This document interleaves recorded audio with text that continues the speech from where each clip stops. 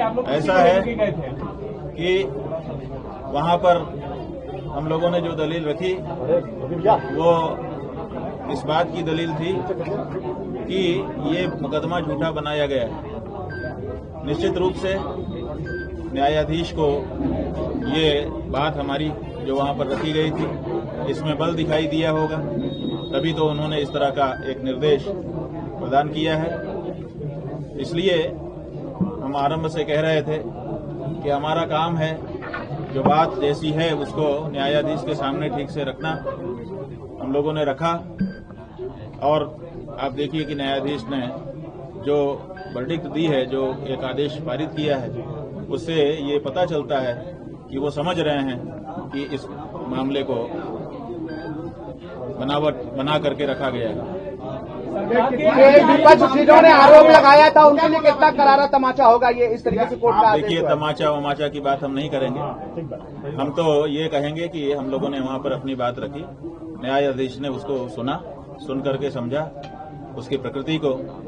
अब वो जो उनका विस्तृत निर्णय आएगा उसमें वो अपना दोनों पक्षों की बात और अपनी बात कहेंगे, उसमें हम लोग फिर विश्लेषण करेंगे। गुरुजी, एक बड़ी बात ये कही गई है सरकार की जो एएजी होते हैं, एडिशनल एडवोकेट जनरल, उन्होंने कहा अपनी बात में अपनी तरफ से ये पक्ष रखा कि वो दोनों बटुक कभी भी इस आश्रम में नहीं रहे। ये स्टेटमेंट कितना बड़ा मानते हैं? उन्होंने खुद माना इस बात को। अच्छा, उन्होंने इस बात को माना? इस बात को नहीं रहे। देखिए, अभी तक जितना बड़ा प्रचार किया जा रहा था कि आश्रम में बटुकों का शोषण, गुरुकुल में बटुकों का शोषण और इनके यहाँ ये होता है, ये जो बात चलाई जा रही थी उसको तो जो एजी हैं उन्होंने ही समाप्त कर दिया। उन्होंने ये कह दिया कि इस आश्रम में ये बटुक नहीं रहे। हम लोग पहले से कह रहे थे कि हमारे यहाँ वो नहीं रहे। आज वो बात जनता के सामने साफ साफ प्रमाणित हो गई। तो ऐसी परिस्थिति में जो कहानी बनाई गई थी वो तो पूरी तरह से ध्वस्त हो गई। गुरुजी, ये भी कहा गया वो तो बच्चे वो हरदोई में संस्थागत छात्र रहे हैं, वो परीक्षा दे रहे हैं अभी। गुरुजी, कोर्ट ने ये भी कहा जुबिनल में क्यों नहीं है वो जो आरोपी है कस्टडी में? ये भी पूछा गया सवाल। हाई कोर्ट ने ये कहा है कि जो उनके अंडर में है ब्रह्मचारी के, वहाँ से जुवेनाइल कोर्ट जो है बच्चों को उनके कस्टडी में दिया जाए। ये देखिए, ये आज जो हाई कोर्ट ने कहा है यही कार्यवाही पहले दिन से थाने में जब वो गए थे सूचना लेके वहां होनी चाहिए थी। जब वो एसपी और उससे ऊपर के रैंक के अधिकारियों को ईमेल आदि कर रहे थे तो वहां से ये डायरेक्शन आना चाहिए था कि पहले बच्चे को जुवेनाइल में भेजो, मेडिकल कराओ आदि आदि। और उसके बाद जब वो कोर्ट में गए थे तो कोर्ट को भी ये कहना चाहिए था कि बच्चों की कस्टडी उचित संस्था को प्रदान की जाए ताकि उनका संरक्षण हो और उनका दुरुपयोग न किया जा सके। लेकिन हाई कोर्ट तक जाते जाते ये नहीं हुआ। जो कोर्ट ने आज निर्णय किया है उसमें ये बात आई है कि अगर ऐसा कोई अपराध हुआ है तो उसका जो प्रोसीजर है उसको ठीक से करना चाहिए। जो प्रथम दृष्टया आप सब लोगों के माध्यम से हमको जानकारी दी जा रही है उसके आधार पर हम ये बात कह रहे हैं कि आज कम से कम उन बच्चों को सही कस्टडी देने की बात कही गई। इसके पहले तो कस्टडी की बात ही नहीं थी। इसके पहले तो केवल हवाई एक किला बना दिया गया था और शंकराचार्य जैसी संस्था को बदनाम करने के लिए तरह तरह की कहानियां गढ़ दी गई। तो आज कम से कम एक सही प्रोसीजर जो एक पॉक्सो कोर्ट का होना चाहिए वो उसका एक अक्स दिखा है। बाकी तो आगे और प्रकरण आएंगे तो आपको न्याय की उम्मीद जगी है आज? नहीं, न्याय की उम्मीद सदा से हम लोगों को थी, लेकिन जो परिस्थितियां हैं ऐसी हो गई हैं कि अपने भाई पे लोग भरोसा नहीं कर पा रहे हैं कि कब क्या हो जाएगा।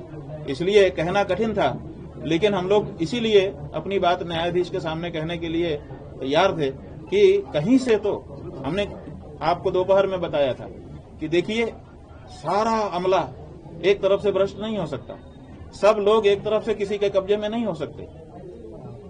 इसलिए कहीं ना कहीं कोई ना कोई तो होगा जिसके अंदर धर्म जागृत होगा, कहीं तो कोई होगा जिसके अंदर न्याय जागृत होगा, कहीं तो कोई होगा जो सही और गलत को रेखांकित करके परिभाषित करेगा। तो कहीं ना कहीं कोई ना कोई होता है। इसलिए अपना संघर्ष जारी रखना चाहिए और कहीं पर थोड़ी बहुत इधर उधर बात आ जाए तो उतने से घबराना नहीं चाहिए।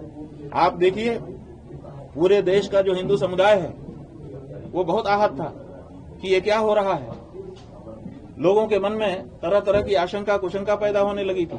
ऐसा लगने लगा था कि हमारे गुरु ने कुछ गड़बड़ी की है। आज कम से कम प्राइमा फेसी ही सही, प्रथम दृष्टया ही सही, कम से कम ये बात न्यायालय के माध्यम से देश की जनता को, हिंदुओं को और जो भी सच्चे न्याय के पक्षधर लोग हैं, चाहे वो दूसरे भी धर्मों में क्यों ना हो, कम से कम उनको पता तो चला है कि नहीं, कहीं न कहीं सुनवाई होती है और कहीं न कहीं न्याय होता है।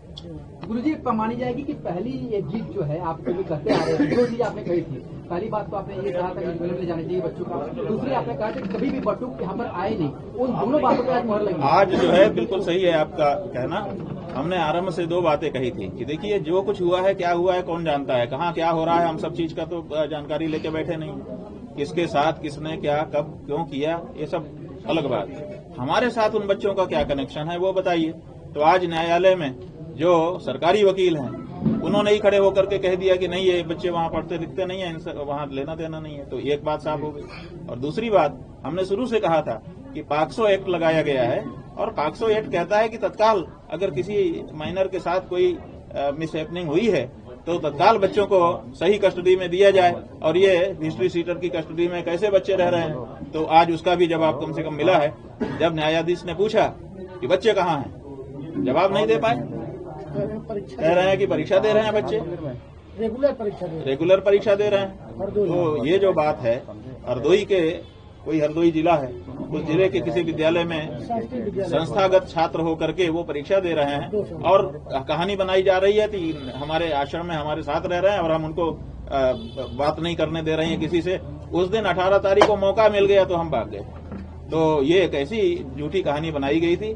आज कम से कम इस बात की तसल्ली है कि जब न्यायालय में बातचीत हुई, और सबसे अच्छी बात यह है कि न्यायालय में जो बातचीत हुई वो ऑन कैमरा माने ऑनलाइन था। बहुत सारे लोग, हजारों लोग देश के, वो उसको कार्यवाही को देख रहे थे, पक्ष की भी दलीलें देख रहे थे, प्रतिपक्ष की भी दलीलें देख रहे थे, जो प्रमाण दिए जा रहे थे वो भी देख रहे थे, और सारी बात। और न्यायाधीश ने लगभग 1 घंटा सवा घंटा लगा करके इसको सुना और सुन करके बिना कोई जल्दबाजी के पूरे प्रकरण को ठीक से समझा और तब जाकर के फैसला दिया। गुरुजी, जब ये बात सामने आ गई, जब ये बात सामने आ गई, तो अब जो 20 बटुक न्यायालय के सामने किसी भी सीडी और लैपटॉप की बात भी नहीं करेंगे, जो बात फैलाई जा रही थी। हाँ, ये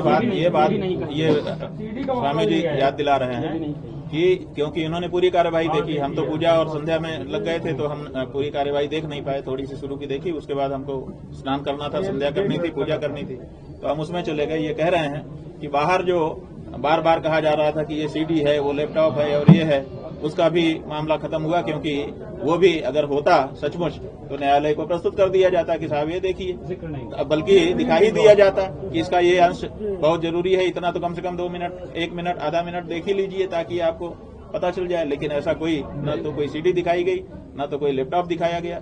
इसका मतलब है कि ये मीडिया ट्रायल चलाया जा रहा था शंकराचार्य के विरुद्ध और कोर्ट के बाहर ही फैसला कर दिया जा रहा था।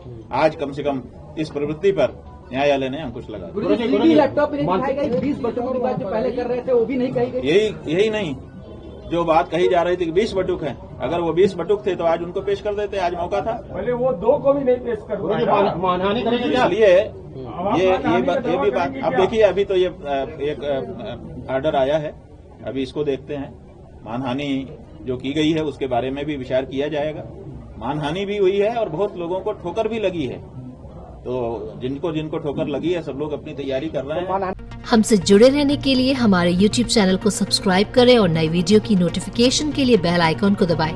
अगर आप ये वीडियो Facebook पर देख रहे हैं तो लाइक जरूर करें और ज्यादा से ज्यादा शेयर करें। धन्यवाद।